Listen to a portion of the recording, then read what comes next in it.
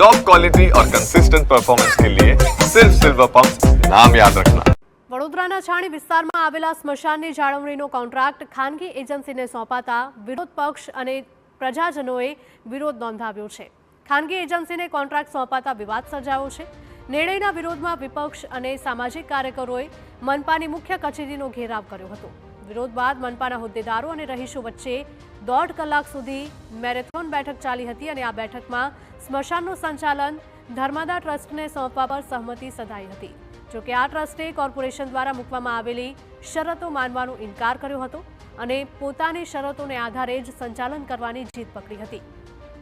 આ દરમિયાન કોંગ્રેસના નેતાઓએ પણ આ મુદ્દે વિરોધ નોંધાવ્યો હતો અને સ્મશાનની બહાર ઊભા રહીને વિરોધ પ્રદર્શન કર્યું હતું।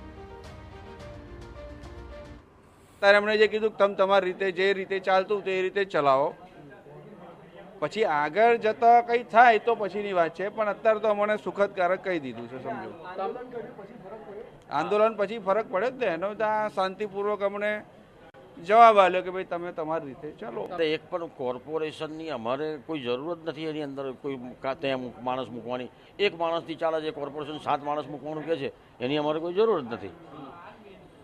અમારું સ્મશાન એટલું સરસ છે, ગામના બધે પબ્લિક અમારી સાફસૂફ કરવા જાય છે, ત્યાં ભજન થાય છે, સુંદરકાંડ થાય છે, એકદમ નેટ એન્ડ ક્લીન છે।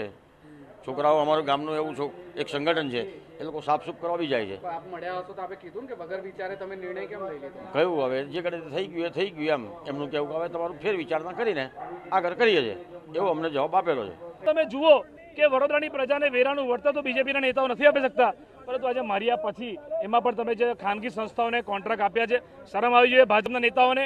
આ બીજેપીના ધારાસભ્ય કેમ ચૂપ છે? ભાજપના સાંસદ ફોટો સેશન જ કરાવશો કે વડોદરાની પ્રજા માટે કંઈ બોલશો? તો આ વિવાદ અંગે સ્ટેન્ડિંગ કમિટીના ચેરમેન ડોક્ટર શીતલ મિસ્ત્રીએ સ્પષ્ટતા કરી હતી કે પાલિકાએ આપેલો કોન્ટ્રાક્ટ રદ કરવામાં નહીં આવે।